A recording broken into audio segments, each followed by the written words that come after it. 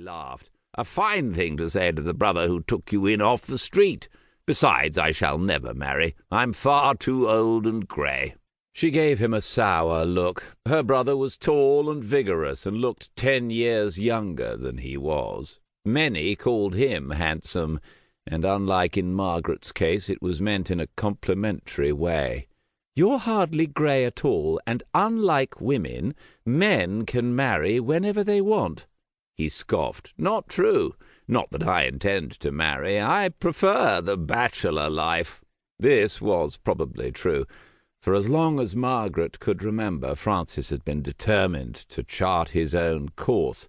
From the moment he reached adulthood and bolted for London, she'd heard the slightly shocked whispers about him, although, due to the age gap between them, she didn't understand the stories at first.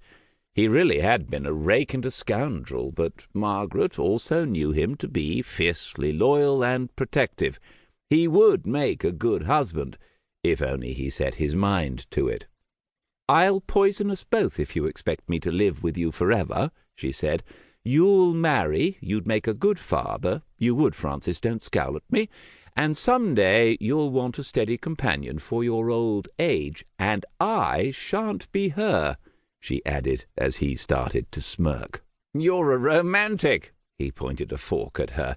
"Take my word for it, marriage isn't like that rot poets and novelists portray. It's a damned cage. Some don't realize it until the door is locked tight behind them, but they're prisoners all the same." She sighed. "Don't worry, I'm not likely to ever know the difference." As often happens, however, fate conspired against both of them. In the spring, their distant cousin Arthur died of consumption. Margaret read the news in the paper and pointed it out to Francis, who merely grunted. Neither had ever met Arthur, due to the long-standing breach in their family, and neither paid much heed to the news of his death, until a fortnight later, when a letter arrived. It caused a bit of a stir in the household, arriving in the hand of a tall, stone-faced footman, wearing the buff and green livery of the Duke of Durham.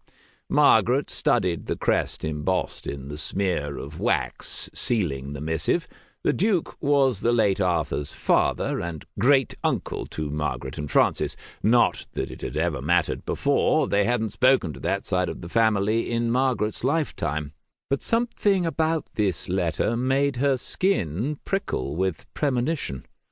When Francis returned home, he read the letter in silence. "Durham requests my presence," was all he would tell her, but Margaret was no fool. She slipped into Francis's study and read the peerage until she realized exactly what must be on Durham's mind. Arthur's older brother Philip had died years ago, and the Duke had no more sons. Margaret's grandfather had been the Duke's younger brother, and her father had been his only son, who in turn had only one son, her brother. Francis was the new heir presumptive to the Dukedom of Durham.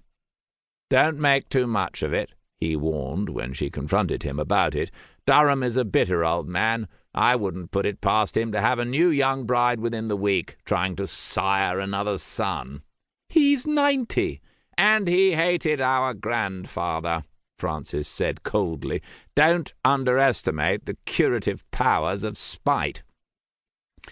But Durham didn't or couldn't find a young bride in time.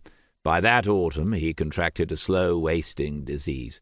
Late one night in the dead of winter, a tall, spare man knocked on the de Lacy townhouse door. "I bring news," he announced in a deep voice that carried up the stairs to where Margaret hovered, shamelessly eavesdropping while Francis went down to see the caller. "His Grace, the Duke of Durham, has died this evening. By patent, the title and its encumbrances descend to you." A pause. "Your Grace." Margaret never heard Francis's reply. The air seemed to have left the room. She sank to the stairs, gasping for... To keep listening to this audiobook, I've left you a link in the description so you can do it, at no cost thanks to Audible's 30-day free trial.